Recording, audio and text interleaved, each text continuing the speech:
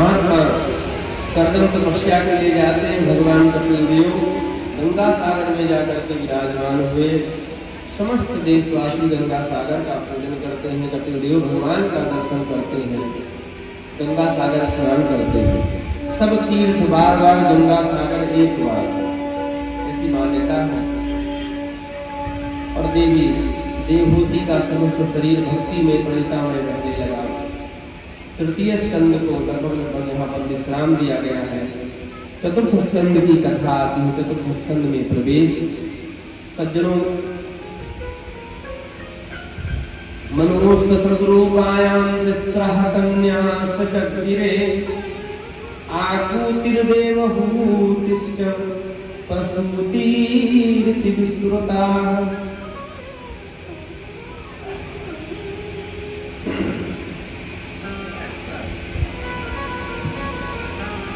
कर्दम महात्मा का चरित्र विश्राम हुआ और अब महाराज देवहूति का चरित्र विश्राम हुआ।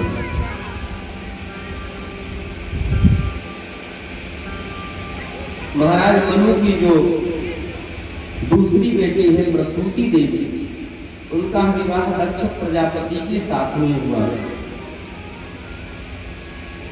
जिनके घर 16 कन्याएं हैं। 13 कन्याएं तो धर्म को व्याही और धर्म की जो मूर्ति नामक पत्नी है, उनके गर्भ से ही भगवान नर नारायण का प्रादुर्भाव हुआ। ये भगवान के अवतार है। बोलो नर नारायण भगवान की। बद्री विशाल धाम में विराजमान और 3 कन्याएं और जो बची, 13 कन्याएं धर्म को व्याही, 3 कन्याएं और जो बची। एक का विवाह अग्नि देवता के साथ में हुआ, जिनका नाम स्वाहा देवी। एक का विवाह पितरों के साथ में हुआ, जिनका नाम स्वधा देवी। और एक का विवाह देवाधिदेव महादेव भगवान शिव के साथ में हुआ, जिनका नाम देवी सती। सती के यहाँ कोई संतति न हो सकी। क्यों? एक बार की बात है, सती के पिता दक्ष प्रजापति ने बहुत बड़ा आयोजन किया। पहले तो जब वो प्रजापति पद को प्राप्त किए तो अपने सभा में प्रवेश किए। स्वागत करने के लिए बहुत लोग आए थे प्रजापति का। सब खड़े हुए, 3 नहीं खड़े हुए, ब्रह्मा विष्णु महेश। तो विचार करने लगा अपने मन में, ब्रह्मा जी नहीं खड़े हुए, कोई बात नहीं, मेरे पिताजी लगते हैं। और विष्णु नहीं खड़े हुए, कोई बात नहीं, मेरे बाबा जी लगते हैं। पर ये शिव क्यों नहीं खड़ा हुआ मेरे स्वागत में? ये तो मेरा दामाद लगता है, मैंने इसको अपनी बिटिया ब्याही है। अब गुस्सा हो गया भगवान शिव के ऊपर, देवाधिदेव महादेव के ऊपर दक्ष गुस्सा हो गया और क्रोध में आकर के कहने लगा, जहाँ पर शिष्ट विशिष्ट समाज हो वहाँ पर शिष्टाचार वाले को ही बुलाना चाहिए, अशिष्ट को नहीं बुलाना चाहिए। सबने चारों तरफ देखना शुरू किया अपने अगल बगल, भाई यहाँ अशिष्ट कौन आ गया, असभ्य कौन आ गया। दक्ष प्रजापति ने कहा, आपको ये संकर नहीं दिखाई पड़ता है? प्रेतावासेषु घोरेषु, भूत प्रेतों के साथ में रहने वाला क्या जाने शिष्टाचार को। अब साथ में गंगी भृंगी भी आए थे और कहते हैं, हरि हर निंदा सुनहि जे काना, तो भैया मोहि पाप को घात समाना। हरि हर की निंदा गुरु की और भगवान की निंदा सुनना नहीं चाहिए। अगर तुम में बल है तो निंदा करने वाले की जिह्वा को काट लो, और अगर सामर्थ्य नहीं है ऐसी तो चलिए श्रवण मूलतः चलिए कराइए, अपने कानों को मूंद करके वहां से हट जाओ, नहीं तो पाप लगेगा बहुत बड़ा। कहते हैं नंदीश्वर से नहीं रहा गया, कंपना करके खड़े हुए और बोले, दक्ष प्रजापति तुम्हें ये पद क्या प्राप्त हो गया? और पद के मद में तू इतना मदान्ध हो गया कि देवाधिदेव कल्याण स्वरूप भगवान शिव जी का अपमान करने लगा।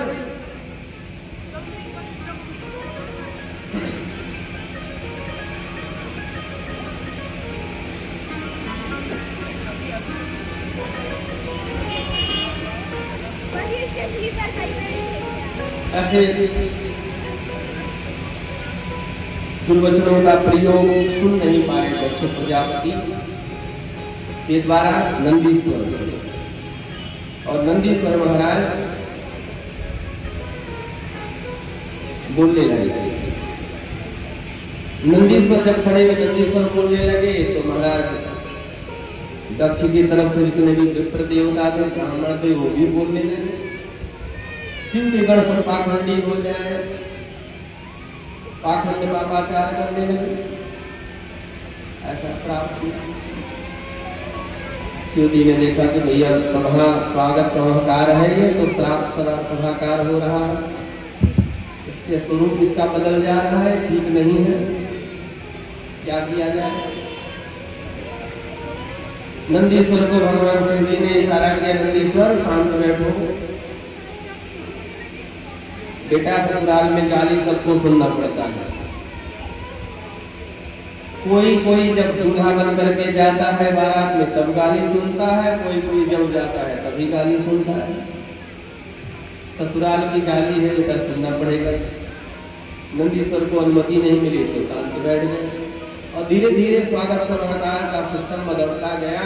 दक्ष ने अपमान करना शुरू कर दिया।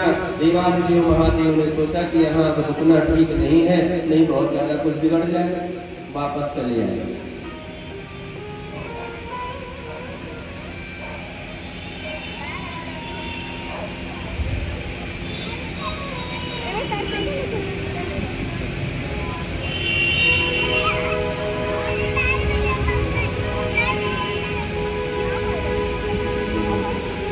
बोलिए भक्तवत्सल भगवान की।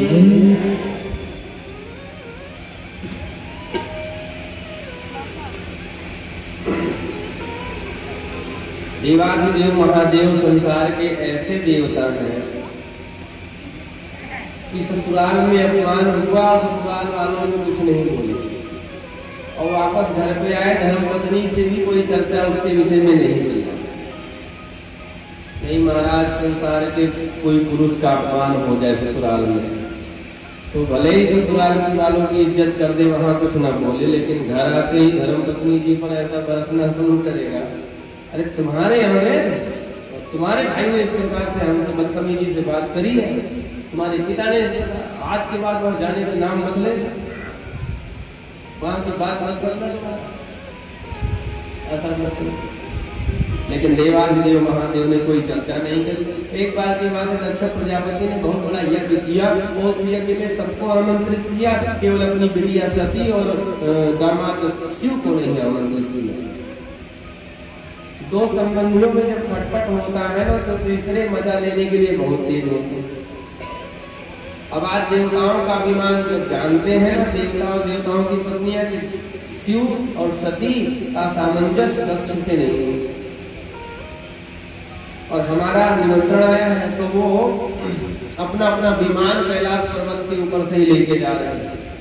और देवताओं की पत्नियों ने देखा देवी सती को, अरे बहन सती तो नहीं चलेगी, पिता के यहाँ इतना बड़ा यज्ञ है, और सती कैसे कह दें कि हमारा निमंत्रण नहीं आया। तो कहती है बहन तुम सब चलो, मैं अभी आती हूँ। और धीरे से आकर के देवी सती ने अपने पति शिव का चरण दबाना शुरू किया। प्रजापतिस्ते ससुरस्य साम्प्रतं निर्यापितो यज्ञमहोत्सवाखिलः वयं च तत्र विसराम वामते यद्यर्पितामि विबुधा व्रजन्ति। अरे महाराज, देवी सती जब इस प्रकार से चरण दबाना शुरू हुई तो उसके बाबा ने कहा क्या बात है देवी, कुछ कहना है? देवी सती जी सावधान, नहीं महाराज, मैं तो बस अपने पाति धर्म का पालन कर रही हूँ। भगवान शिव जी ने कहा नहीं, आज कुछ ज्यादा ही पाति व्रत धर्म निभा रही हो देवी, कुछ कहना है, बताओ बोलो क्या कहना है। तब अपनी बात को थोड़ा घुमा करके देवी सती ने कहना शुरू किया। महाराज बात ऐसी है कि आपकी ससुराल में आपके ससुर जी ने बहुत बड़ा भारी यज्ञ किया है। माताओं के मायके पक्ष की कोई बात यदि कदाचित बिगड़ जाए तो उसको अपने कुल में, अपने परिवार में, अपने पति बड़े बूढ़े से ऐसे संभाल लेती हैं जैसे कुछ नहीं हुआ हो। और कहीं महाराज अपना पॉइंट सब मजबूत हो तो ऐसे बढ़ के बात कर, हमारे ससुराल, हमारे मायके में हमारे पिता के द्वारा इतनी बड़ी कथा करवाई गई थी, इतना बड़ा अयोध्या से महाराज है, आपने नहीं देखा होगा ऐसा। किंतु आज देवी सती देख रही है कि निमंत्रण आया नहीं, पॉइंट अपना वीक है और चलना जरूरी है, तो कहती हैं कि आपके ससुराल में आपके ससुर जी ने, ताकि भगवान शिव जी को अपना मालूम होने लगे हैं। बहुत बड़ा यज्ञ किया है। भगवान शिव जी ने कहा वो तो देवी पता है, तो कोई चिट्ठी चौपाती आई, कुछ निमंत्रण आमंत्रण आया है वहां से। अब देवी सती क्या बताए, कुछ आया तो है नहीं। तो क्या है महाराज में चिट्ठी पिताजी ने लिखी जरूर होगी, मेरी जरूर होगी, कभी कभी क्या है ना डाक गड़बड़ हो जाता है, रुक जाता है, नहीं अब तैयारी तो बनाना चाहिए। तब तक भगवान शिव जी ने कहा नहीं देवी, ऐसे बिना निमंत्रण के जाना ठीक नहीं होता।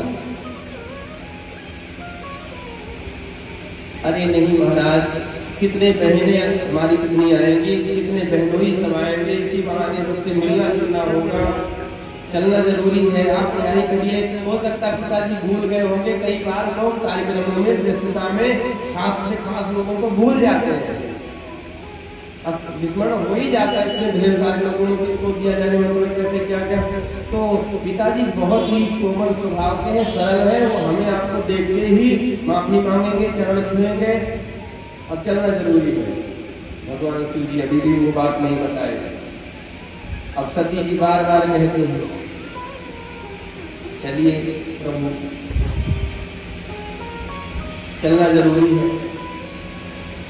भगवान शिव जी ने कहा बात ऐसी है देवी कि उस दिन आपके पिता के स्वागत सभागार में हम भी गए थे, सब खड़े होकर के उनका स्वागत किए, हम तीन नहीं खड़े हुए, ब्रह्मा विष्णु महेश। तो ब्रह्मा विष्णु को देख करके तो कुछ नहीं बोला, लेकिन मुझको देखते ही लाल पीला हो गया तेरा पिता दक्ष, और उसने मुझे बहुत गालियां दी, बहुत कटु वचन कहे, लेकिन मैंने कुछ बोला नहीं, मैं कुछ कहा नहीं, मैं चला आया वापस। और देवी उसी और उसको और अपमानित करने के लिए हमको यज्ञ में उन्होंने निमंत्रण नहीं दिया है, आपको नहीं दिया है, इसलिए वहां जाना ठीक नहीं। कंचन की बारिश हो रही हो किसी स्थान पर और वहां पर पहुंच जाइए आप, और वहां के जो व्यक्ति हो आपको देखते ही जल मर जाए, तो ऐसे स्थान पर जाना ठीक नहीं।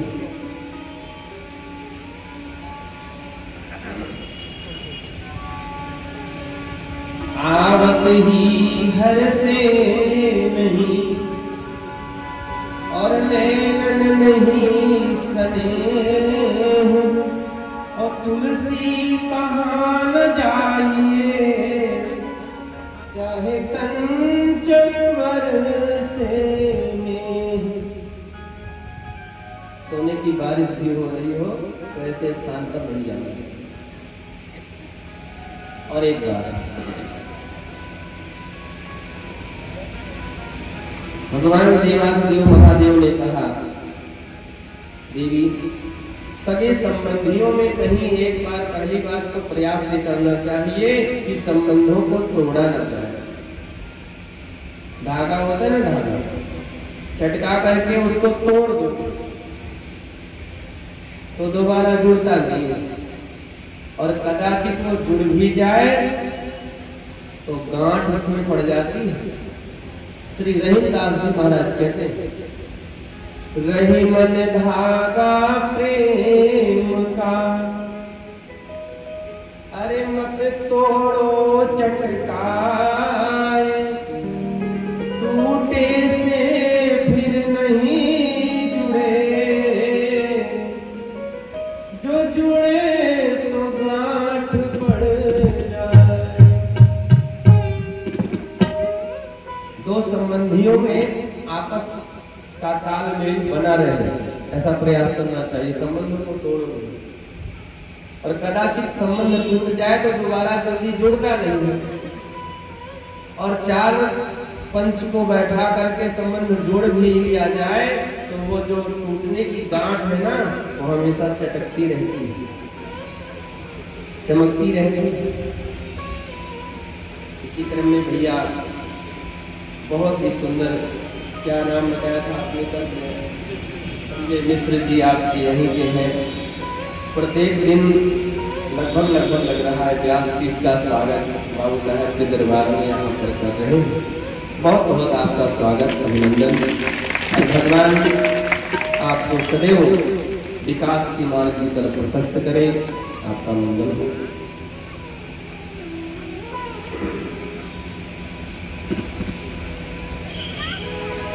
तदपि विरोध मान जान कोई, तदपि विरोध मान जान कोई, कहाँ गए कल्याण न होई।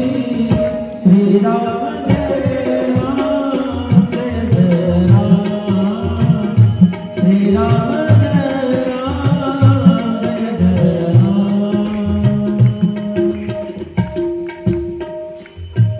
बोल भक्तवत्सल भगवान। शिव बाबा ने बहुत समझाया किंतु देवी सती मानती नहीं। महाराज देखो, आप नहीं जा रहे हो तो कोई बात नहीं है, और देखो खटपट जहाँ 4 लोग अपने संबंधी होते वहाँ होता ही है। ऐसी छोटी छोटी बात पर संबंध नहीं तोड़े जाते। पिताजी ने गलती करी है, मैं मानती हूँ, लेकिन अब आप चलोगे तो वो माफी मांगेंगे, क्षमा मांगेंगे। चलना जरूरी है, वहाँ पर चलना चाहिए। और ऐसे आप कहीं गए तो 4 लोग और मजा लेंगे। इधर की बेटी नहीं आई सती, उनका दामाद क्यों नहीं आया। यह बात धीरे धीरे समाज में चर्चा का विषय हो जाएगी, इसलिए चलना जरूरी है। भगवान शिव जी जाते नहीं। देवी सती कहते मुझे ही भेज दो। नेत्र बंद कर लेते, शिव जी भजन करने लगते, देवी सती जी थोड़ा आगे जाती है। तब तक शिव बाबा नेत्र बोलते हैं सच में तो नहीं चली गई। और थोड़ा आगे जाकर के सती देवी ध्यान से देखती हैं, कहीं सच में तो नहीं, शिव बाबा कहीं नाराज तो नहीं हो गए। और तो कत्वा क्या हुआ कि देवी सती जी मानी नहीं, चली ही नहीं। कहते हैं सज्जनों कि माताओं को चाहिए कि पिता यदि पति की आज्ञा नहीं है तो पिता के घर भी नहीं जाना चाहिए। देवी सती जी भगवान शिव के आज्ञा के बिना अपने मायके गई और वहां पर उनका अपमान हुआ। पिता भवन जब गई भवानी, पिता भवन जब गई भवानी, दस त्रास का होना सरमानी, दस त्रास का होना सरमानी। सागर भले एक माता, सागर भले एक माता, भले बहुत मुस्काता। श्री राम जय राम जय जय राम, श्री राम जय राम जय जय राम। बोल भक्तवत्सल भगवान की।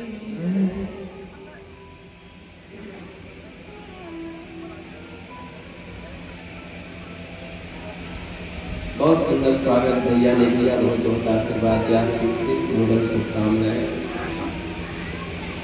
देवी सती जी अपने पति की बात नहीं मानती है और वह कंखल प्रदेश हरिद्वार उस यज्ञ में गई। और माताओं का मायका कब तक हैरानती है। माताओं को तो यह भली बात पता है, पुरुष वर्ग भी इस बात को जानता है। एक माँ के लिए मायका तब तक है, बहन के लिए मायका तब तक है जब तक उसकी माँ वहां है। मायके में सबसे ज्यादा मानने वाला कोई है तो माँ, और फिर पिता। और भी संबंधी मानते हैं, भाई बहन भी मानते हैं, प्रेम होता है, लेकिन प्रथम माँ। ममता की खान होती है मां। सागर भले मिली एक माता, माँ ने जैसे देखा सती की माँ ने तो गले से लगा लिया, अरे बेटा तेरी राह में देख रही थी, कब से तू आ गई, स्वागत करती है। और बहने मिली तो बहने मिली भगिनी मिली, बहुत मुस्काता, भगिनी मिली बहुत मुस्काता। भगिनी बोले तो बहन, अब मुस्काता का क्या तात्पर्य याद करें। कोई बहन कहती है बहन तेरा पति नहीं आया क्या, तू आ गई, मैं सच में तेरी राह देख रही थी, पति नहीं कहा ठीक ही किया तो नहीं। अरे विवाह के समय आया था, कैसा रूप बना करके आया था, कितनी बेइज्जती पिताजी की कराई उसने, बैल पे बैठ के आया, उल्टा सीधा बैठ के आया वो, ऐसा बौराहा वर। बहना तेरे जैसा पति तो किसी को न मिले भगवान। गाड़ी वाड़ी उसने खरीद ली कि नहीं पहले बता। और जब वो आया ये सारा देश बनाया उसने, सांप बिच्छू का श्रृंगार करके आया, मुर्दे की राख लगाया। अब कपड़ा पड़ा सही से पहनता है कि नहीं। मैंने सुना कि वो पहाड़ों पर रहता, घर भर बनवाया कि नहीं बनवाया। कुछ लोग समाज में ऐसे बातें करेंगे मिलते समय, मिलेंगे जब, कि जो कुशलता की बात की वो दिखाई पड़ेगी बात होते थे, बाकी वही बात करेंगे जो सबसे ज्यादा आपको अप्रिय लगने वाली हो, बुरी लगने वाली हो। कुशलता का केवल ढोंग करते हैं। तो भगिनी मिली बहुत मुस्काता, सागर भले मिली एक माता। एक बार की बात है, कुंवर साहब अपनी ससुराल जा रहे थे और नहीं उनकी शादी हुई थी। तो कुंवर साहब का एक मित्र मिला, जैसे घर से निकले बंठन ढंग के पहन ओढ़ करके बढ़िया, तो मित्र मिला। मित्र ने कहा, अरे कुंवर साहब कहाँ जा रहे हो? अरे भैया हम अपनी ससुराल जा रहे हैं। अकेले कह जाओ? बोले मतलब क्या यार, बार बार बारात लेके जाओ? बोले नहीं वो बात मेरा मतलब नहीं है, ये है कि हम भी चलते हैं। बोले हमने कब मना किया, बिल्कुल चलो। बोले चलते तो ठीक बाबू साहब, चलते तो ठीक, लेकिन मेरे पास कपड़े नहीं है। बोले कपड़े की कौन सी कमी है? अरे भाई अभी नया नया हमारा विवाह हुआ है, सूटकेस पूरे भरे हुए हैं नए वस्त्रों से, बढ़िया एक से एक सूट है। सूटकेस में गए जमाने निकाले, सूटकेस से बढ़िया चमकता हुआ वस्त्र और पहना दिए अपने मित्र को। अब मित्र तनिक ज्यादा सुंदर था, वस्त्र भी सुंदर मिल गए सौभाग्य से उसको, सुंदर लगने लगा ज्यादा, कुंवर साहब से भी ज्यादा सुंदर। अब कुंवर साहब को ये लगा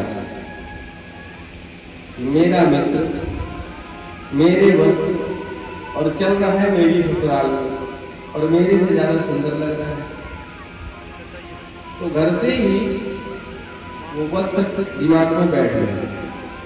जैसे जैसे ससुराल पहुंचे, ससुराल के लोगों ने बड़ा स्वागत किया देवी घर में और कहा कुंवर साहब ठीक ठाक बढ़िया सही चल रहा है। बोले भैया का परिचय? बोले ये हमारे मित्र हैं, हम दोनों बहुत पक्के मित्र हैं, बचपन के मित्र हैं, साथ साथ खेले, साथ साथ खाए, साथ साथ पढ़े। अभी हमारे तो इन्होंने कहा कि कहाँ जा रहे? मैंने कहा ससुराल जा रहा हूँ। इन्होंने कहा हम भी चले। हमने कहा बिल्कुल चलो। बोले मेरे पास कपड़े नहीं, तो मैंने इनको अपने कपड़े पहन करके आए। कुंवर साहब का मित्र पानी वानी तो किया, जलपान करने के बाद में जैसे किनारा दोनों अकेले हुए तो बोले भैया ये बताओ तुमको ये पूरी कथा सुनाने की कौन सी जरूरत पड़ गई? अरे ठीक है हमारे मित्र हैं, साथ साथ हम पढ़े लिखे, बस इतनी बात बहुत सीमित थी, बहुत है। अभी ये इनके पास कपड़े नहीं थे, मैंने इनको अपने कपड़े दिए, हमारे कपड़े पहन के आए हैं, ये सब इतनी सारी बातें कहने की क्या आवश्यकता? बोले भैया गलती हो गई, अब दोबारा नहीं निकलेगा। और जैसे ही महाराज दूसरा दिन हुआ, पड़ोस के व्यक्ति ने देखा, अरे पिताजी प्रणाम, कुंवर साहब प्रणाम, कैसे हैं आप? बोले सब ठीक है। बहुत दिनों के बाद आए। हाँ भैया कार्यों में व्यस्तता रहती है, इसलिए बहुत दिन बाद समय मिला तो आए हैं। अच्छा, और भैया का परिचय? बोले हमारे मित्र हैं, हम दोनों साथ साथ रहे, साथ साथ पढ़ाई किए, साथ साथ खेले खाए हैं। आ रहे थे तो उन्होंने कहा कि हम भी चलेंगे आपके साथ। तो जल्दी जल्दी अपने ही कपड़े पहन के चले आए। कपड़े की बात चूंकि दिमाग में बैठी थी तो और ध्यान बात आते समय फिर आ गया कि हाँ मित्र ने डांटा है और आंखें भी दिखा रहा था वो। तो सोचा अपने ही कपड़े जल्दी जल्दी पहन के चले आए। दूसरे कपड़ा कौन पहन के आता, तो अपने ही पहन के आते हैं। फिर जैसे ही किनारे हुए, थोड़ा खाली में अकेले में हुए, तो मित्र बोला क्यों मित्र तुम बार बार यार कपड़े पे क्यों आ जाते हैं?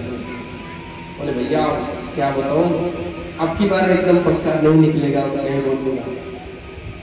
और जैसे शाम हुआ और बाजार की तरफ गए, किसी घूमती तो पान वान खाने थोड़ा, तो मित्र मिल गए, ससुराल के मित्र होते। तो बोले कि और भैया कौन सा कैसे हो, क्या हाल चाल है? सब बढ़िया है भैया। भैया का परिचय? ये कौन? बोले ये मेरे मित्र हैं, इनके बारे में तो पूछो मत, ये मेरे बहुत पक्के मित्र हैं, बचपन से साथ साथ रहे, साथ साथ पढ़ाई के, साथ साथ खेले खाए। उस दिन हम आ रहे थे तो बोले कहाँ जा रहे हो? हमने कहा ससुराल जा रहे हैं। बोले कि हम भी चले, हमने कहा बिल्कुल चलो। तो भैया सब कुछ पूछो पर इनके कपड़े के बारे में तो अब कुछ मत पूछो। कपड़े की बात कर दी, तीसरी बात ली। अब मित्र ने कहा भैया ले ये कपड़े तेरे, वहीं पे निकाला और बोलती पे ही नहीं देखा मित्र कुंवर साहब को और कपड़े भी नहीं, अंडरवियर में ही पका। तो ऐसे भी दिमाग में जो एक बात बैठ जाए, चित्त पर चिंतन उसी का, वाणी पर वही सब का है व्यवहार में। तो भगनी मिली बहुत मुस्कुराता, बहने केवल कुशलता का एक ढोंग करती, बाकी वही शब्द बोलती जो सती देवी को सबसे ज्यादा अप्रिय लगने वाली है। देवी सती ने सोचा माता ने स्वागत कर दिया, बहनों से ने क्या मतलब, पिता से मिल लो, और माता पिता का ही मायका है, स्थान है। तो पिता के पास गए और पिता का जो व्यवहार उन्होंने देखा, पिता ने कोई सम्मान नहीं किया, अपना सर घुमा लिया। यज्ञशाला प्रवेश किया देवी सती ने, छोटे से छोटे देवताओं का भाग यज्ञ करते है, किंतु देवाधिदेव महादेव शिव का कोई स्थान नहीं, कोई भाग नहीं। देवी सती क्रोध में आ गई। एक सती स्त्री अपना अपमान तो सह सकती है अपने मायके में, किंतु अपने पति का अपमान कहीं नहीं सह सकती। अपने शरीर को पंचल प्रदेश में हरिद्वार में देवी सती ने महाराज दक्ष के यज्ञ योगाग्नि में समाप्त कर लिया है। बोल देवी सती माता की। कथा तो बहुत विस्तार की है। कहते हैं नारद जी महाराज जैसे ही कैलाश पर्वत पर जाकर के इस बात को बताए, देवाधिदेव भगवान शिव को क्रोध आया और उन्होंने अपने त्रिपुटी का भेदन किया और वीरभद्र भगवान का प्रादुर्भाव हुआ। बोल वीरभद्र भगवान की। वीरभद्र भगवान ने कहा, हे देवाधिदेव महादेव, क्या आज्ञा है हमारे लिए? भगवान शिव ने कहा, यज्ञ दक्षम से यज्ञम जही, जाकर के पूरे कनखल प्रदेश में हाहाकार मचा दो और यज्ञ के सहित दक्ष को दग्ध कर दो, समाप्त कर दो। अपने गणों के साथ में और बहनों के साथियों के साथ में, बाबा के गणों के साथ में महाराज वीरभद्र भगवान जाते हैं और थोड़े ही समय में उन्होंने समस्त दक्ष के परिकरों को समाप्त किया, दक्ष के भड़ को समाप्त कर दिया यज्ञ में। सबको लेकर के महाराज देवताओं को और ऋषियों को, ब्राह्मणों को ब्रह्मा बाबा शिव बाबा की शरण में जाते हैं। देवाधिदेव महादेव क्षणे दुष्टा क्षणे दुष्टा क्षणे रुष्टा पुष्टा क्षणे क्षणे, क्षण में प्रसन्न होने वाले और क्षण में नाराज होने वाले देवता हैं। सभी ने पृथक पृथक तीन प्रसन्नता, भय प्रसन्न चंद्र और कंसा भगवान देवाधिदेव महादेव प्रसन्न हुए। और ब्रह्मा जी ने कहा, महाराज ये दक्ष के यज्ञ में गए थे भाग लेने, इनको अपना भाग तो मिला नहीं, जो कुछ इनके भाग्य में था वो भी चला गया। फिर बाद में भगवान देवाधिदेव करुणा के अवतार है, करुणावतारम संसार सारम। वह अपने ससुर को आकर के बकरे का सर स्थापित करते हैं और बकरे के सर से ही बम बम कह करके महाराज दक्ष प्रजापति ने भगवान शिव की स्तुति की है। ये सब कथा आती है। दूसरा जन्म पर पार्वती के रूप में देवी सती का हुआ है, पर्वतराज की पुत्री मैना इनकी मां। पार्वती क्या है? श्रद्धा का स्वरूप है। श्रद्धा किसके भीतर से प्रकट होती है? कहते हैं जिसमें मैं ना हो। मैना का मतलब आध्यात्मिक भाव, जिसमें अभिमान न हो उससे श्रद्धा प्रकट होती है। और पुत्री किसकी बनती है? इसका पिता कौन है? बोले जिसका हृदय विशाल पर्वत के समान हो, पर्वतराज।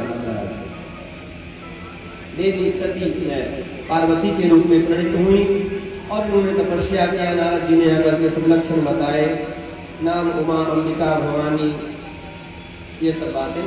और सप्त ऋषि आए और इन्होंने उनको भी जवाब दिया।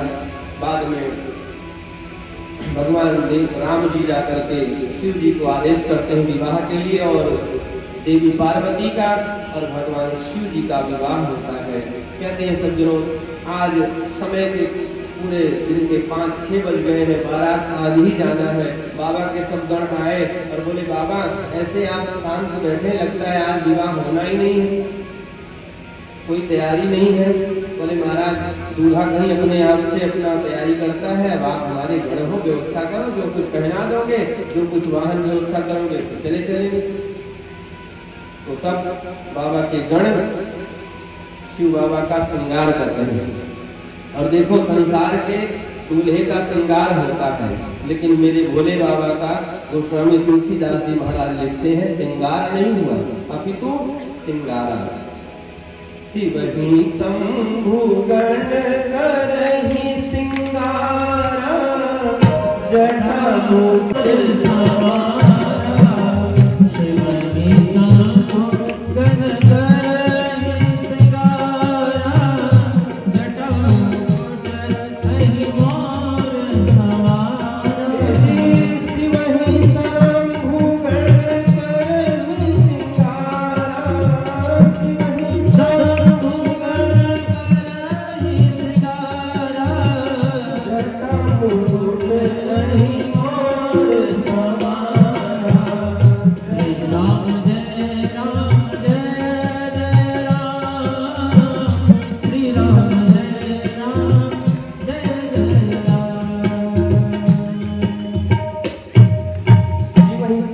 करहि श्रृंगारा, पतले पतले सर्पों को, चमकीले सर्पों को ला करके एकदम ध्वज बना करके पूरा मुकुट रख दिया मोर सर्पों का। छोटे छोटे कानों में सर्प ला करके कुंडल के रूप में पहना दिए। एकदम बारीक पतले सर्पों को 3 भाग में बना करके यज्ञोपवीत पहना दिया। और जो बड़ा सर्प उसको महाराज गले में लपेट दिया 5 घंटा।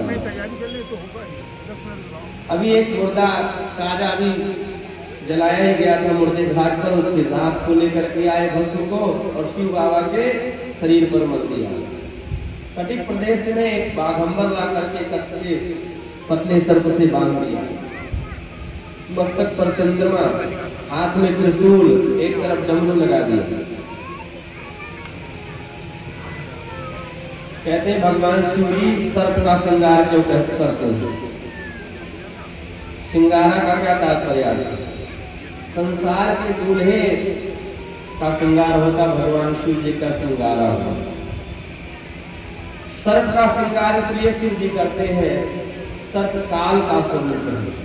और भगवान शिव जी कहते हैं हे संसारी जीव, विवाह करने जाओ, इतनी श्रेष्ठ कृति है 16 संस्कारों में, किंतु काल को मत भूलो, काल को याद करते हैं। मुर्दे की राख क्यों लगाते हैं, भस्म क्यों लगाते हैं? वह बताना चाहते हैं कि ये शरीर एक दिन भस्म हो जाने वाला है, राख हो जाने वाला है, इसको बहुत मत चिंता हो। वृषभ की सवारी क्यों करके जाते हैं? वृषभ हमारे यहाँ सनातन धर्म में धर्म का स्वरूप माना जाता है और देवादिदेव महादेव संसार के जीवों को उपदेश करते हैं, हे जीव तुम विवाह करने जाओ, विवाह 16 संस्कारों में श्रेष्ठ कृति है, किंतु ध्यान रखो अधर्म की सवारी करके न जाना, धर्म की सवारी करके जाओ, धर्मा आरूढ़ होकर के जाओ। अरे चलनी भोला कई बार तिया हिमाचल नगर, चलनी भोला कई बार तिया हिमाचल नगरी, चलनी भोला कई बार तिया हिमाचल नगरी, चलनी भोला कई बार तिया हिमाचल नगरी, ओ हिमाचल नगरी, हो हिमाचल नगरी, ओ हिमाचल नगरी, ओ हिमाचल नगरी, ये चलनी शंभू कई बार तिया हिमाचल नगरी। चले शंभो भरतिया हिमाचल नगरी।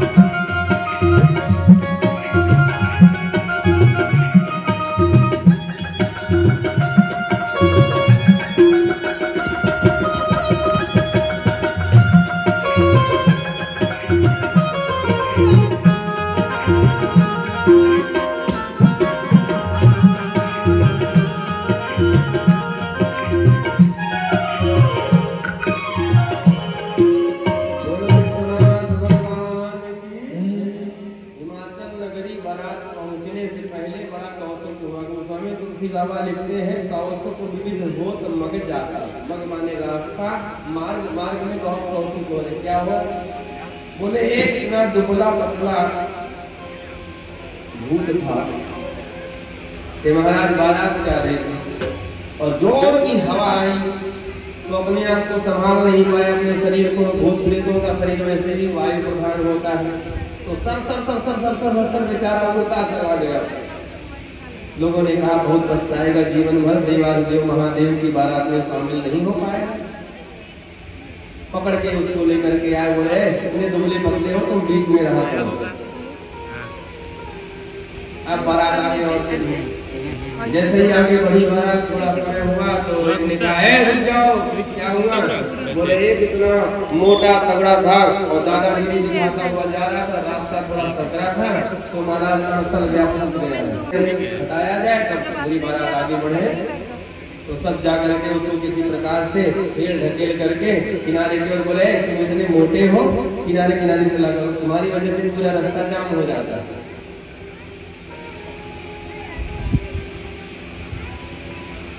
और बारात में दूल्हा बारात को देखने के लिए छोटे छोटे लड़का, छोटे छोटे बच्चे बहुत परेशान रहते हैं। हिमाचल नगरी के सब बच्चे अपनी अपनी माँ से बोले अम्मा हम दूल्हा देखे जाओ। माताओं ने कहा ठीक है बेटा जाओ। माताएं भी सोचती हैं जल्दी जा करके बताए दे करके हमारा बच्चा कैसा है दूल्हा, कहीं मेरे वाले से ज्यादा सुंदर तो नहीं है? बच्चे गए और बच्चों ने क्यों देखा महाराज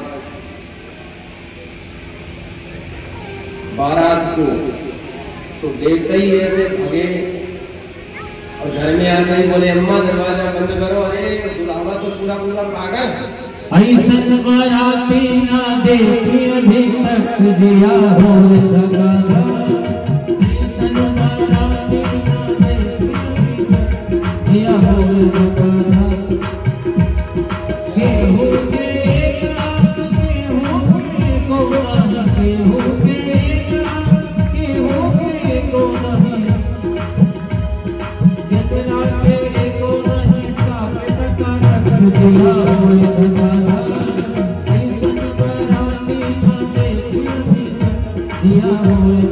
तक जिया हो सका।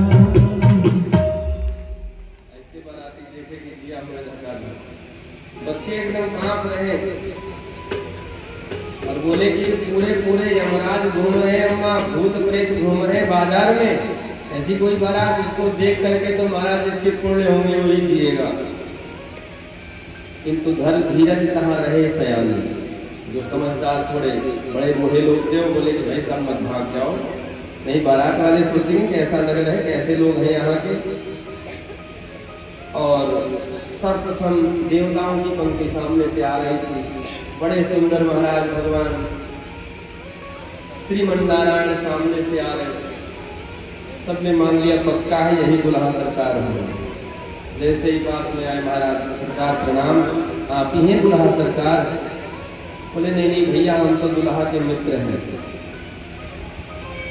अच्छा, मित्र जब इतने सुंदर है तब तो पक्का है भैया दुल्हा भी बहुत सुंदर होगा।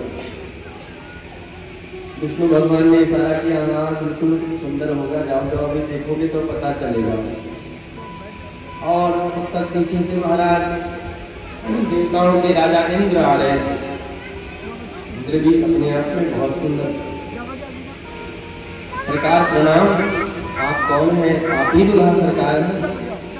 बोले नहीं भैया हम तो दुल्हा के यहाँ वो जल विभाग का कार्य देखने वाले उनके नौकर चाकर हैं। वो दुल्हा सरकार के नौकर चाकर जब इतना सुंदर है तो दुल्हा सरकार बहुत सुंदर होंगे बोलता है।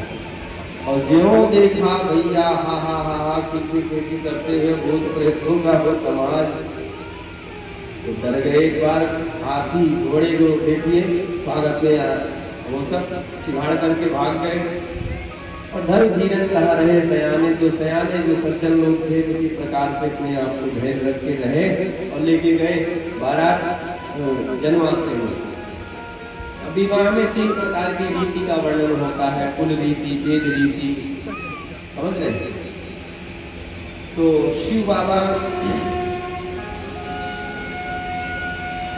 की जो सास है मैना मैया, उन्होंने सुंदर स्वर्ण आरती थाली सजाई। मैना शुभ आरती सवारी, संग सुमंगल गाँव ही नारी। संग में सौभाग्य स्त्रियां सुमंगल गीत गाती हुई आ रही हैं। शिव बाबा से किसी गण ने कहा बाबा सांस आ रही है। शिव जी ने कहा खा जाओ तुम लोग। महाराज सांस आ रही है। गुस्से में आकर के शिव जी ने कहा कहाँ ना खा जाओ तुम लोग। खाने की वस्तु में सांस से कन्या की माँ आ रही है। अच्छा तो मुझे क्या करना होगा? आप बैल पे बैठे हो, सीधे हो जाओ। शिव बाबा ने कहा नाना नाम तो हमारा ऐसे ही भोला, और ससुराल में कहीं भोला हो गए तो ठीक नहीं, सीधा नहीं। ससुराल में पहली बार सीधे हो गए तो जीवन भर सीधा ही रहना पड़ेगा, ये रिस्क नहीं लेना। बैल को पूछ की तरफ से है ना बैल, तो उसको ऐसे सीधा कर दो सीधे हो जाएंगे।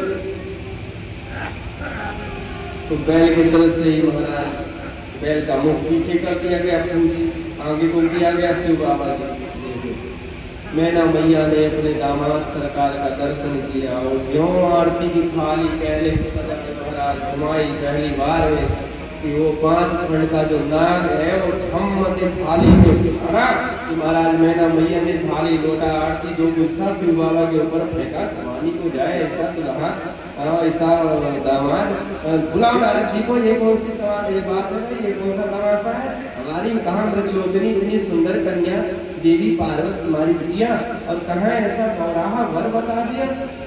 विवाह शादी में कोई होना होना कुछ तो भाई बात अगर बन जाए तो कुछ नहीं, बिगड़ जाए तो जो अगौलिया होते हैं वो ज्यादा फंसते हैं। इसने ही विवाह बताया था, कैसा विवाह होता था? अच्छा इधर शिव बाबा ने जब इधर माता मैना ने आरती की थाली और लोटे का जल फेंक दिया शिव बाबा के ऊपर, तो शिव बाबा भी कौतुकी उस थाली को उस लोटे को जल्दी से अपने सीने पे चिपका लिए दोनों हाथों पर। किसी गण ने पूछा बाबा ये कौन सा तमाशा है? बोले रे भैया तुम नहीं जानते हो, हर प्रांत का हर एक देश का अपना अपना विधान होता है। यहाँ की सास पहली बार जब दामाद को आरती करने के लिए आती, दूल्हा को आरती करने आती है, तो यहाँ का नियम होगा कि खाली लोटा फेंक के भागती होगी, स्वागत होगा। अब सासू माता का दिया हुआ उपहार है, तो ऐसे कैसे इसको हटा दी छोड़ दो? तो इसलिए हमने उसको अपने सीने से लगा दिया। किसी ने मैना मैया से पूछा, हो कैसा भी दूल्हा अब दामाद के रूप में आपके द्वार पे आ गया, और ना को इस प्रकार से नहीं करना चाहिए था, आपने थाली क्यों उनके ऊपर फेंक दी और ये जल क्यों ऐसे लोटा क्यों फेंक दिया? मैना मैया का जवाब था कि बात ऐसी है भैया कि हमने जब देखा आपके दामाद शिव जी के मस्तक पर चंद्रमा जो पूरे संसार को प्रकाश दे रहा है, शीतलता प्रदान कर रहा है, तो मैंने सोचा उनको छोटी सी घी की दीपक की बत्ती बाती और वे कपूर का दीपक बाती क्या दिखाऊं, जिनके मस्तक जिनकी जटाओं में साक्षात गंगा जी बह रही है, तो उनको एक लोटा जल क्या प्रदान करूं? अस्तु, मैंने खाली लोटा हमारे लज्जा के स्वरूप से वहीं पर छोड़ दिया। आदियाती भाव है, शिव बाबा का विवाह आनंद संपन्न हुआ, वैदिक ब्राह्मणों ने संतों ने करवाया। प्रथम गणपति गौरी का पूजन हुआ, वेद का सब विधान हुआ, फेरे पड़े, पर्वतराज ने दान दहेज दिए, बहुत सारी बातें हैं। और फिर पंगत आदि हुई, विदाई हुई, और प्रथम पुत्र कार्तिक जी महाराज हुए, जिन्होंने तारकासुर का उद्धार किया। गणपति का प्रादुर्भाव हुआ। यह पंच परिवार की कथा सज्जनों विश्राम को प्राप्त होती है, भगवती का दरबार है। मैं प्रायः कथाओं में जरूर कृष्ण को कहता हूँ, तो मैंने सोचा यहाँ भी कह दिया जाए। अब प्रसंग क्योंकि बहुत तेज गति से आगे बढ़ाना है, अभी हम बहुत पीछे हैं कथा में। बोल भक्तवत्सल भगवान की। आइए देवादेव महादेव भगवान भूतधाम भोलेनाथ का थोड़ा सा संकीर्तन कर लें, पश्चात कथा मंदाकिनी में हम लोग गोता लगाएंगे। ओम नमः शिवाय, ओम नमः शिवाय, हर हर भोले नमः शिवाय, ओम नमः शिवाय, ओम नमः शिवाय, हर हर भोले नमः शिवाय, ओम नमः शिवाय,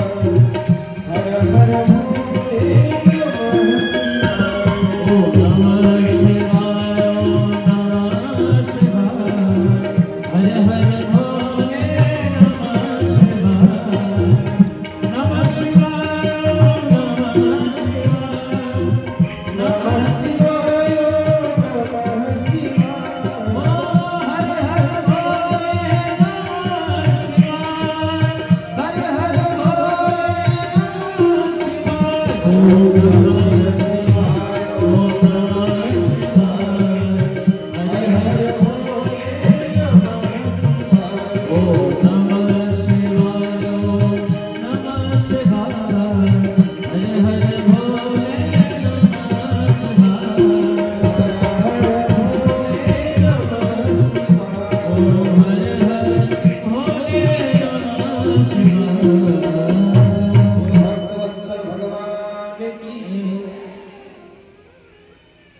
देवाधिदेव महादेव का चरित्र विश्राम। अब इसके बाद में महाराज मनु के जो पुत्र हैं, 3 कन्याओं का तो वंश आपने श्रवण किया, पुत्रों का वंश श्रवण करें।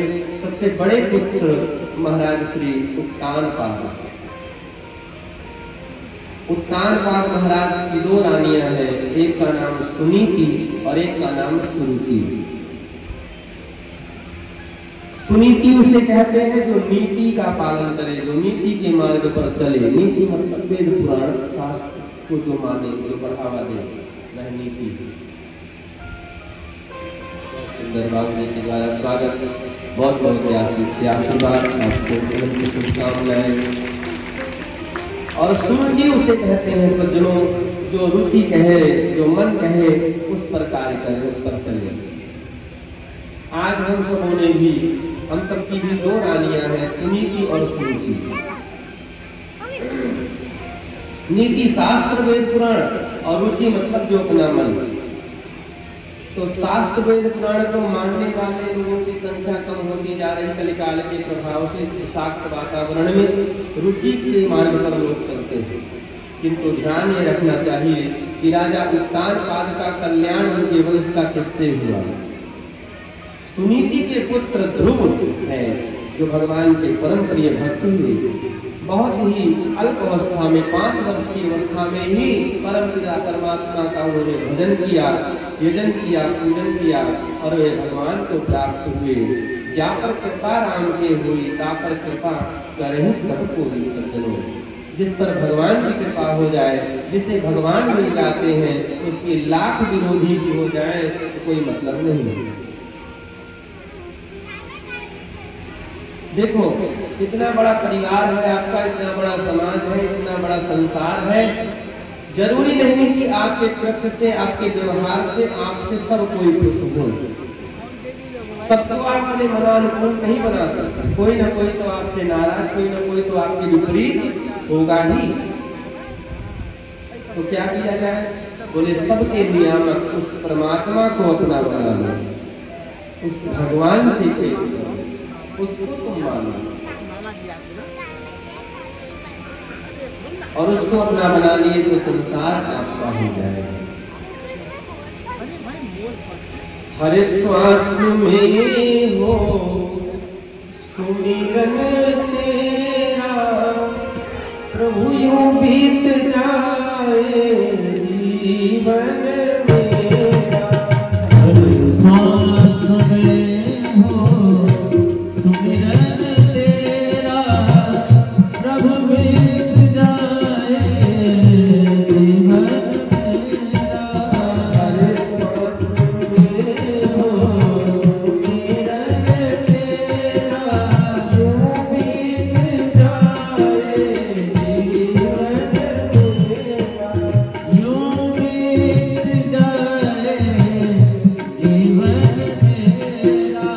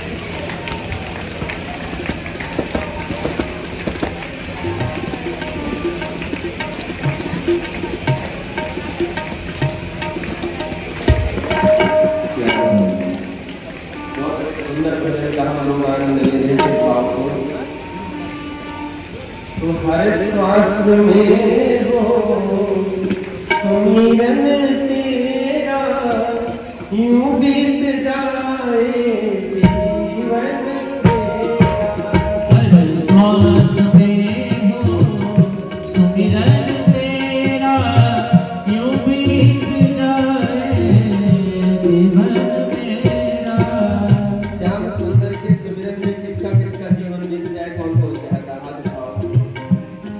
लगभग सभी लोग चाहते हैं, तो हाथ गिराने को नहीं, उठाने को कहा। आपने उठाया नहीं, तुरंत गिरा दिया, जल्दी थक गए। और सब लोग हाथ उठा करके बोलेंगे क्या? हर श्वास में हो सुमिरन तेरा, यूं बीत जाए जीवन तेरा। सुमिरन तेरा, यूं बीत जाए जीवन मेरा। हर नैनों की खिड़की से तुझको पल पल में निहारूं। नैनों की खिड़की से तुझको पल पल में निहारूं। पल में बिठा लो तेरी आरती उतारूं। ओ पल में बिठा लो तेरी आरती उतारूं।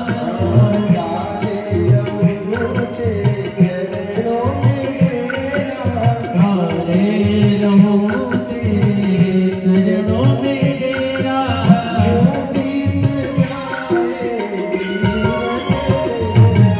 यूं बीत जाए जीवन तेरा। यूं बीत जाए जीवन तेरा।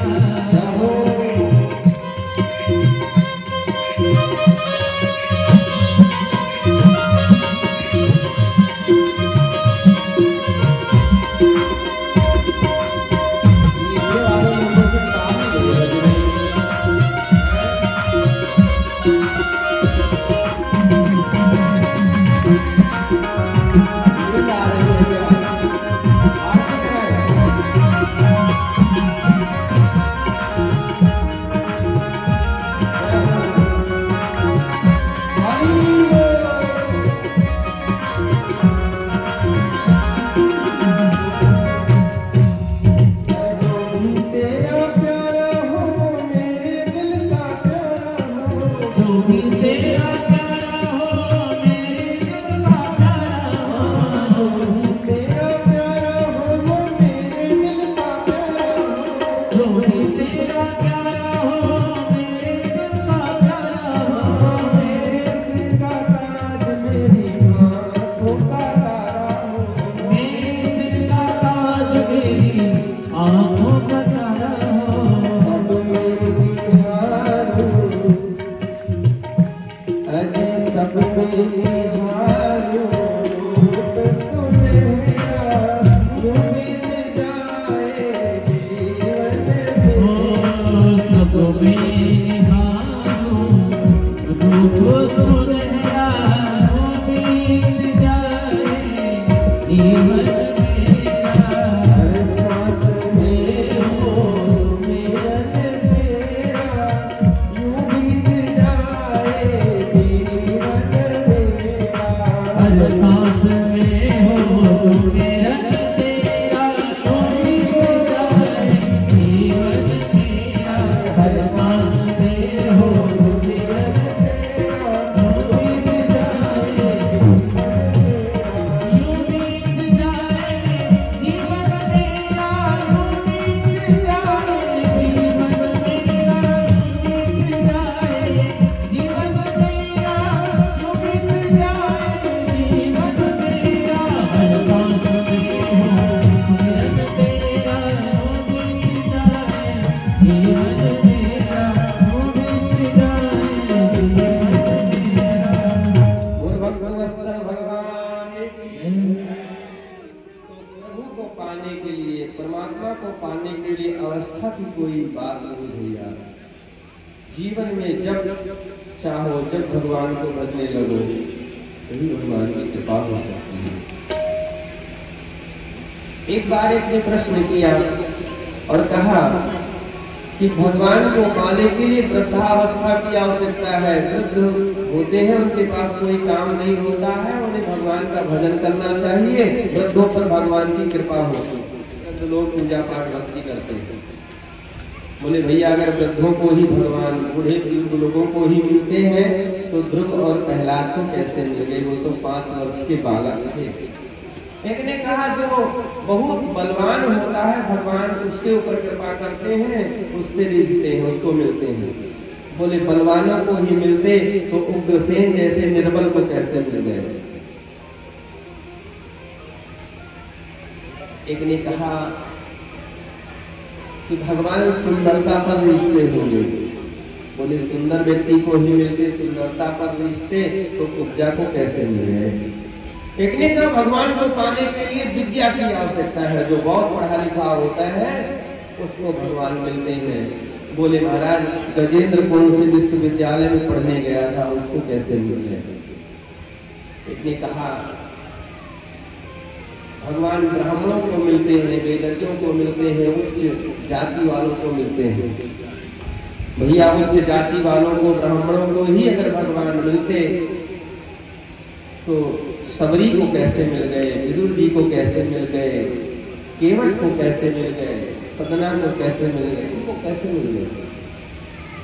एक ने कहा भगवान को वो पाता है जो बहुत धनवान होता है, धन से धर्म होता है, जिसके पास माल ज्यादा है भगवान को वो पा लेता है। बोले धन से ही भगवान अगर मिलते यदि तो सुदामा जैसे निर्धन को कैसे मिले? भगवान प्रश्न बनता है रिश्ते कैसे हैं, मिलते किसको हैं?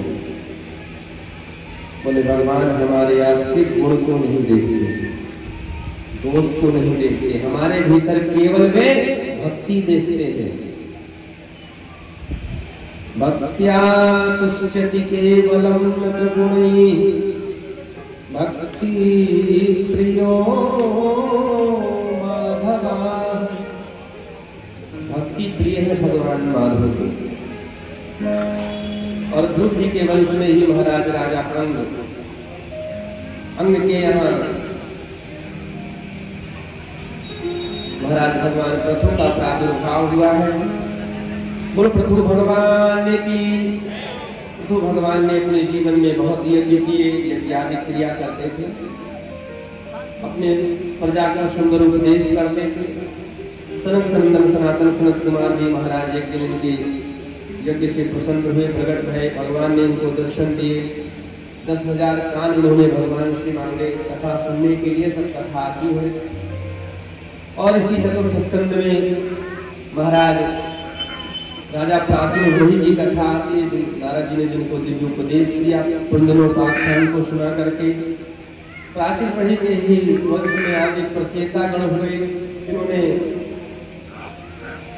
दक्षों की कन्या बारछी देवी से विवाह करके दक्ष जैसे प्रतापी पुत्रों को जन्म दिया और तपस्या करने के लिए सब मार्ग पर जा रहे थे।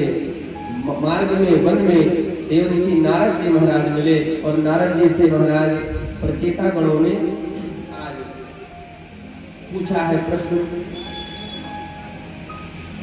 कि हे भगवान, हे नारद जी, भगवान कौन से कृत्य से, कौन से कार्य से जल्दी प्रसन्न होते हैं, बताने की कृपा करें। नारद जी ने कहा भगवान को प्रसन्न करने के लिए 3 बातों का विशेषतः ध्यान रखो। सबसे पहली बात दया सर्वभूतेषु, सर्वभूतेषु दया, प्राणी मात्र पर, जीव मात्र पर दया करना सीखो। दया किसे कहेंगे? परस्मिन् बंधु वर्गे वा मैत्रे द्वैषे रिपौ तथा आपन्ने रक्षितव्यं तु देशा प्रकृतिता। अपना हो कोई अथवा प्रबलतम शत्रु हो, जीव मात्र पर, प्राणी मात्र पर दया की भावना हो, जिसमें वही मनुष्य है, वही मानव है। दया सर्वभूतेषु संतुष्टिया एन केनवा। जितना भगवान ने दिया है उतने में खुश होना सीखो।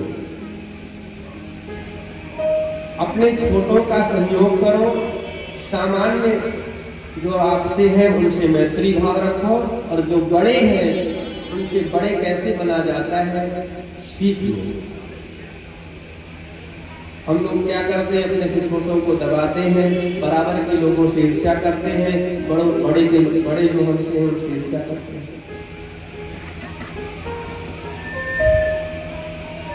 ये सुंदर उपदेश नारद जी ने दिया। पंचम स्कंद में महाराज उत्तानपाद के द्वितीय भाई जो है छोटे अनुप्रिय व्रत की कथा आती है, जो महाराज मनु शत्रुपा के दूसरे पुत्र हैं।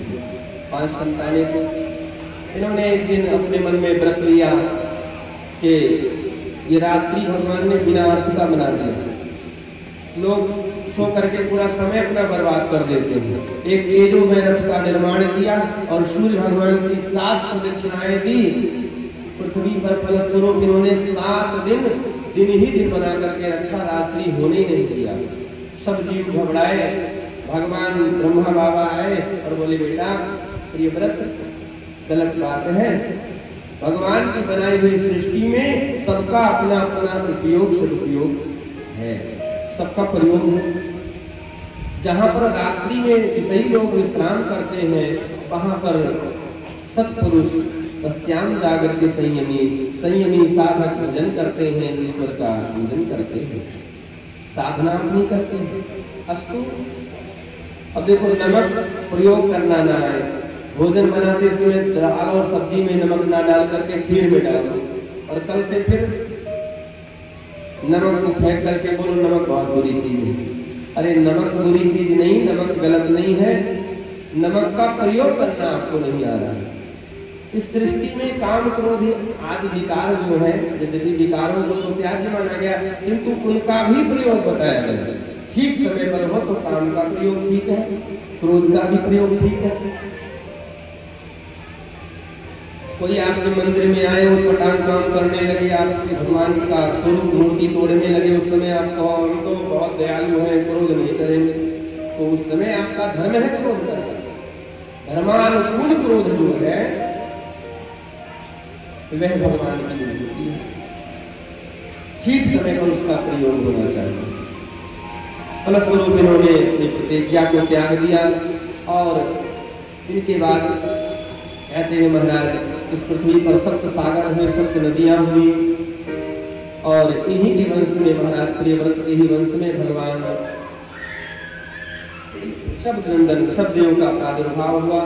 ऋषभ देव के ओज तेज से इंद्र को इस्तहा होने लगी और उन्होंने इनके राज्य में जल वर्षा करना बंद कर दिया। तो ऋषभ देव भगवान ने अपने राज्य में अपने ओज तेज से स्वयं जलवृष्टि कर लिया। अंत में इंद्र लज्जित हुए, अपनी पुत्री जयंती का विवाह आकर के ऋषभ देव भगवान के साथ में किया। इंद्र पुत्री जयंती के साथ में भगवान ऋषभ देव का विवाह हुआ और इन्होंने 100 पुत्रों को जन्म दिया। सबसे बड़े पुत्र का नाम भरत पड़ा, जिनसे इस पृथ्वी का नाम भारत भूमि पड़ा, इस अजनाभ खंड का। बोल भारत माता की जय। संसार परमात्मा का बनाया हुआ है, ये पूरी पृथ्वी भगवान की है, किंतु भारत में ही भगवान का जन्म क्यों होता है? बोले शरीर में सभी पार्ट, सभी अंश बहुत ही महत्वपूर्ण है, लेकिन हृदय की गति यदि रुक जाए तो शरीर के कोई भी पार्ट काम नहीं करते, समझ रहे? तो ऐसे ही जो धर्म की धड़कन है वो भारत में चलती है, भगवान की, भारत की भूमि में। इसलिए भगवान का प्रादुर्भाव, भगवान के जितने अवतार हुए वे इंग्लैंड में नहीं, अफ्रीका में नहीं, अमेरिका में नहीं, भारत में हुआ करते हैं। ये भारत की भूमि है। चंदन है इस देश की माटी और तपोभूमि हर ग्राम है, हर बाला देवी की प्रतिमा बच्चा बच्चा राम है, हर बाला देवी की प्रतिमा बच्चा बच्चा राम है, हर बाला देवी की प्रतिमा बच्चा बच्चा राम है, हर बाला देवी की प्रतिमा बच्चा बच्चा राम है। हर चंदन है इस देश की माटी, इस देश की माटी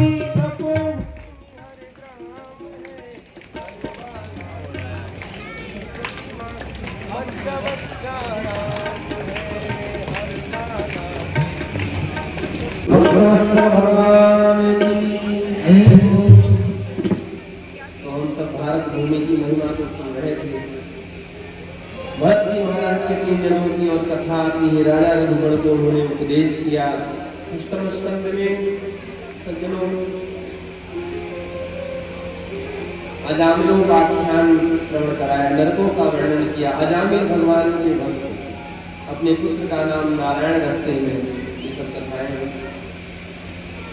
भगवान का नाम आप भाव से न लो, कहीं कुभाव से भी निकल गया तो उससे भी कल्याण होगा। वस्तु शक्ति ज्ञान की अपेक्षा नहीं रखती। जैसे छोटा सा बच्चा करंट के बारे में नहीं जानता, लाइट का प्रभाव उसको पता नहीं, लेकिन छुएगा तो करंट को अपना प्रभाव दिखाएगा। सांप बिच्छू को बारे में नहीं जानता और सांप बिच्छू को छुएगा तो सांप बिच्छू अपना प्रभाव दिखाएगा। ठीक ऐसे ही आप गंगा जल का महत्व जानो न जानो, आपने अगर पी लिया तो शुद्धि होगी अंतःकरण की। आप भगवान के नाम की महिमा जानो न जानो, मृत्यु के समय अगर मुझसे राम नाम निकल गया तो कल्याण होगा जरूर। ये भगवान के नाम की महिमा है। सप्तम स्कंद में भगवान के परम प्रिय भक्त श्री प्रहलाद जी का पावन चरित्र सुनाया है। भगवान सुखदेव जी ने राजा परीक्षित को, प्रहलाद जी भगवान के बाल्यकाल से भक्त थे सज्जन। भगवान की भक्ति बाल्यावस्था से ही करो। अवस्था को मत देखो कि बूढ़े होंगे तब भगवान का नाम लेंगे।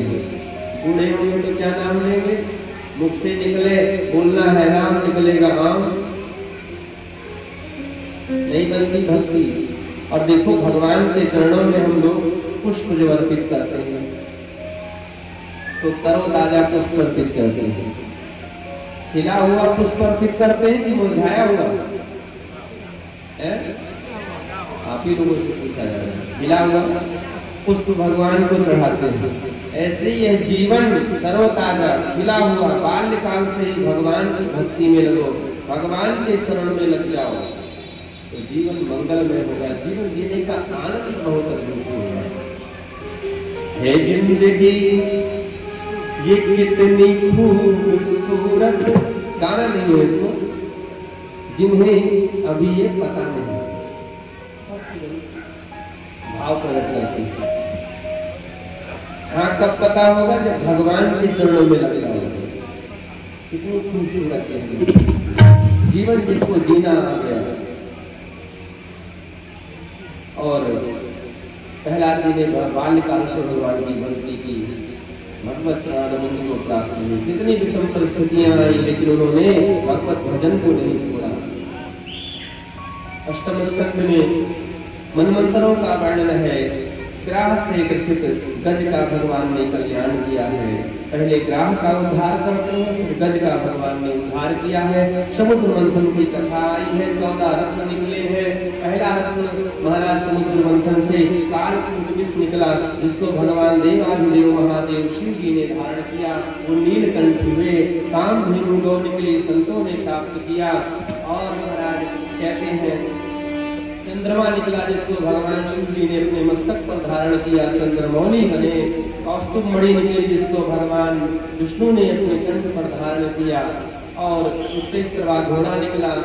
ऐरावत हाथी निकला, जिसको इंद्र ले गए। और उच्चैश्रवा घोड़ा राजा बलि लेकर के जाते हैं। और अप्सराएं निकली, जो स्वर्ग को भेजी गई। पारिजात वृक्ष स्वर्ग को भेजा गया। मदिरा निकला तो दैत्यों ने अपने प्रकृति स्वभाव के अनुसार उसे ग्रहण किया। और देवी लक्ष्मी का प्रादुर्भाव हुआ, जिन्होंने नारायण का वर्ण किया है। मंगलम भगवान विष्णु मंगलम गरुड़ध्वज मंगलम पुंडरीकाक्षो मंगलाय तनोहरि। भगवान मंगल के स्वरूप है। अस्तु देवी लक्ष्मी जी ने मंगल स्वरूप भगवान नारायण का वर्ण किया। और अंतिम रत्न भगवान धन्वंतरी अमृत का कलश लेकर के प्रकट भये हैं सज्जनों। उस अमृत के कलश को धन्वंतरी भगवान से छीन करके दैत्य लेकर के गए। और देवता सब भगवान की शरण में गए, प्रभु हमारा भाग हमें नहीं मिला। अमृत का कलश हम देवताओं के हाथ से, धन्वंतरी भगवान के हाथ से दैत्य छीन करके ले गए। भगवान ने कहा कोई बात नहीं, जो हमारे चरणों से दूर चले जाते हैं उनके जीवन में उनके गए हुए भाग्य ही उनको भाग के मेरे पास चले आते हैं, उनको छोड़ करके। और जो जिनके जीवन का भाग उनके जीवन से चला गया हो, और पुनः वह मेरे चरण में आ जाए, मेरी शरण में आ जाए, तो उनके जीवन का भाग्य सौभाग्य उन्हें पुनः प्राप्त हो जाता है। भगवान ने मोहिनी अवतार धारण किया सज्जनों, और देवताओं को, दैत्यों को उन्होंने मोहित किया और देवताओं को अमृत का पान कराया। अंतिम में सूर्य चंद्र के बीचों बीच में स्वभानु नामक दैत्य अंजलि लगा करके बैठ गया और इसने भी अमृत का पान कर लिया। सूर्य चंद्रमा ने शिकायत करी, महाराज ये नकली वाला है। तब तक भगवान के चक्र निकले और स्वभानु नामक दैत्य का धड़ सर अलग हो गया। कहते हैं महाराज उसका घर सड़क अलग हुआ और वही राहु केतु के रूप में प्रणीत हुआ, जो आज भी सूर्य चंद्रमा पर ग्रहण और ग्रहों पे नहीं लगता। शिकायत इन्होंने की, इसलिए सूर्य चंद्र पर ही ग्रहण के रूप में लगता। और इसके बाद में कहते हैं महाराज भगवान ने राजा बलि के यज्ञ को पावन करने के लिए 52 अवतार धारण किया। बोल 52 भगवान की। सत्यव्रत राजा का कल्याण करने के लिए भगवान ने मत्स्य अवतार ग्रहण किया। मत्स्य कच्छप बन करके भगवान आए। इस प्रकार से अष्टम स्कंद की कथा को विश्राम और 9वें स्कंद की कथा की तरफ हम लोग चलते हैं, जिसमें 24 अध्याय है। और 12 अध्याय में सबसे पहले मर्यादा पुरुषोत्तम भगवान श्री राम का चरित्र सुनाया और फिर अंतिम में 12 अध्याय में लीला पुरुषोत्तम भगवान कृष्ण का चरित्र सुनाया। तो मर्यादा पुरुषोत्तम भगवान की थोड़ी सी कथा हम लोग दर्शन करें। अयोध्या में के राजा महाराज श्री दशरथ जी, उनकी 3 रानियां कैकेयी, सुमित्रा, कौशल्या। जीवन का चौथापन आ गया, कोई संतान नहीं है, कोई पुत्र नहीं है। एक बार की बात है, एक बार भूपति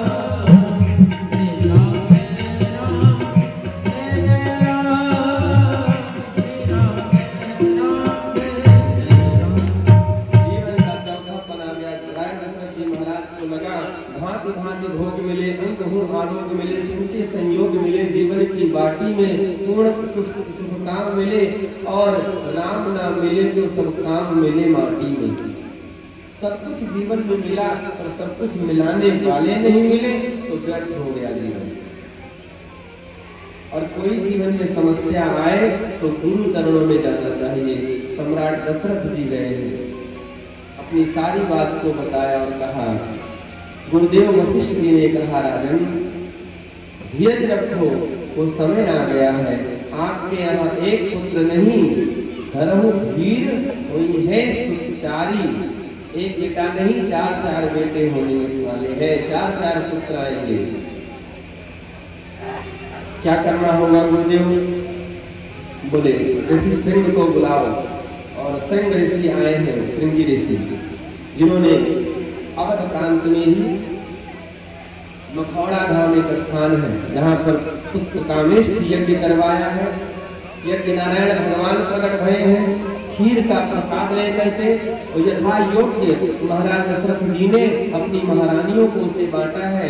खीर का प्रसाद अवध की महारानियों ने ग्रहण किया है। आज कौशल्या अम्बा ने, कैकेयी अम्बा ने, सुमित्रा अम्बा ने, और उनके गर्भ में भगवान पधारे हैं।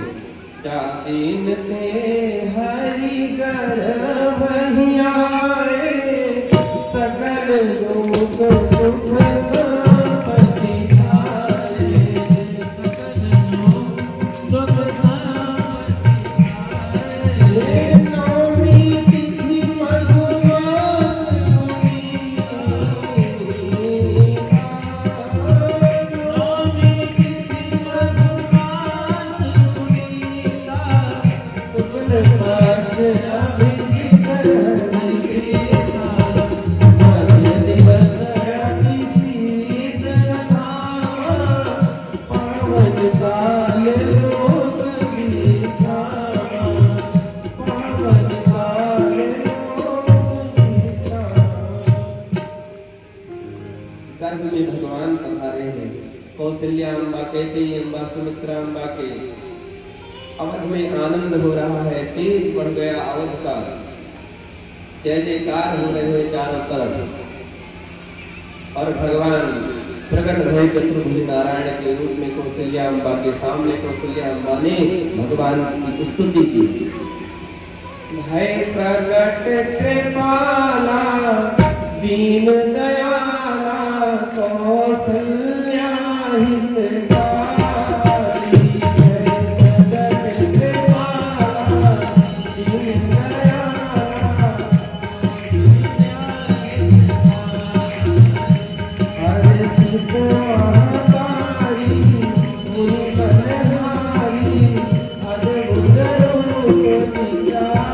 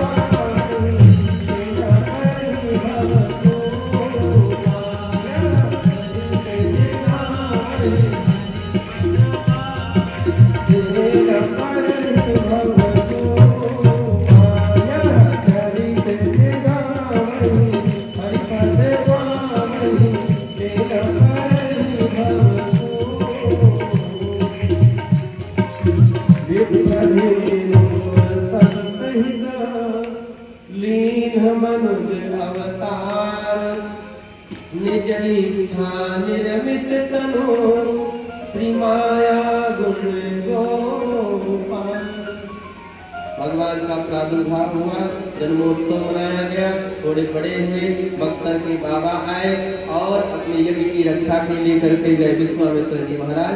विश्वामित्र किसे कहते हैं? विश्वस्त मित्र है इसे विश्वामित्र, जो पूरे विश्व का मित्र हो उसे विश्वामित्र कहते हैं। तो संत तो विश्व के मित्र ही होते हैं, वे किसी के शत्रु नहीं होते, उनसे उनकी किसी से शत्रुता होती नहीं है। और अपने यज्ञ की रक्षा उन्होंने करवाया और फिर दूसरा यज्ञ महाराज जनक जी की नगरी में है और धनुष यज्ञ में लेकर के गए। धन्य हुए महाराज दशरथ जी, उनके पूर्ववासी महाराज भगवान।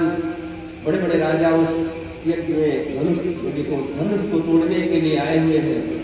आज का समाज सज्जनों इकट्ठा होता है, एक नहीं होता। वहां पर 10,000 राजा एक साथ धनुष को उठाने के लिए चले। इस समाज की समस्या का धनुष इकट्ठा होने से नहीं समाप्त होता, इकट्ठा होने से नहीं टूटता, एक होने से टूटता है। और बाद में फिर शुभ समय आया। विश्वामित्र समय शुभ जानी, बोले अति स्नेह।